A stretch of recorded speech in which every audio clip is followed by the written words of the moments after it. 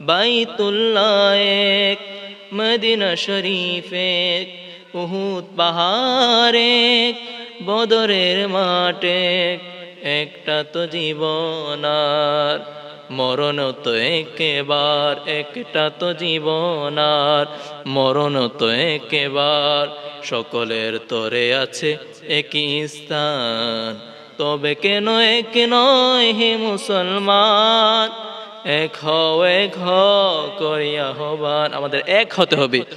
এই যে কাফের মুশরিকরা, এই যে ভারতের দালালরা আমাদের উপর এত অত্যাচার করেছে, আমাদের উপর এত নির্যাতন করেছে, আমাদের উপর তাদের অধিকার খাটাতে চায়, যেভাবে আমাদের উপর পাকিস্তানিরা অধিকার খাটাইতে চেয়েছিল, পাকিস্তানিরা যেভাবে আমাদেরকে শোষণ করে খাইতে চেয়েছিল, সেই শোষণ অবস্থাটা এখন ভারতের মধ্যে চলে গেছে। পাকিস্তান আমাদের ভাই, মুসলিম ভাই, তারাও মুসলমান, কিন্তু তারাও অপরাধ করেছে। কিভাবে অপরাধ করেছে?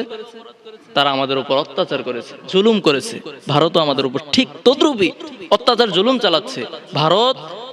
ভারতের মধ্যে যত আল্লাহর ঘর রয়েছে, এই ভারতের জালিমরা সে আল্লাহর ঘরগুলো জ্বালাইতেছে, পোড়াইতেছে, ভাঙতেছে, ভাঙচুর করতেছে। তার জন্য, তাদের প্রতিবাদের জন্য আমাদেরকে এক হতে হবে, এক হয়ে আমাদেরকে লড়াই করতে হবে। তার জন্যই বলি, আমাদের প্রভু এক, আমাদের আল্লাহ যেহেতু একজন, আমরা সেই আল্লাহর জন্যই যুদ্ধ করবো। আমাদের রাসূল একজন, আমরা সেই রাসূলের জন্যই যুদ্ধ করবো।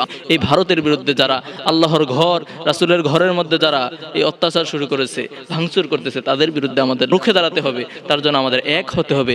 আমাদের যত মত বিরোধ রয়েছে, সব পার্থক্য আমরা দূরে ফেলে আমাদের সকল আলেম ওলামাদেরকে ঐক্য গঠন করতে হবে, মুসলিম উম্মাহকে ঐক্য গঠন করতে হবে। ঐক্য গঠন করে আমাদেরকে এই ভারতের জালিমদের বিরুদ্ধে রুখে দাঁড়াতে হবে। তা না হলে আমাদের এই মুসলমানদের ধ্বংস অনিবার্য হয়ে থাকবে। তার জন্য এই মুসলিমরা যদি আমরা এক হই, এই ভারতদেরকে রুখে দিতে পারবো ইনশাআল্লাহ।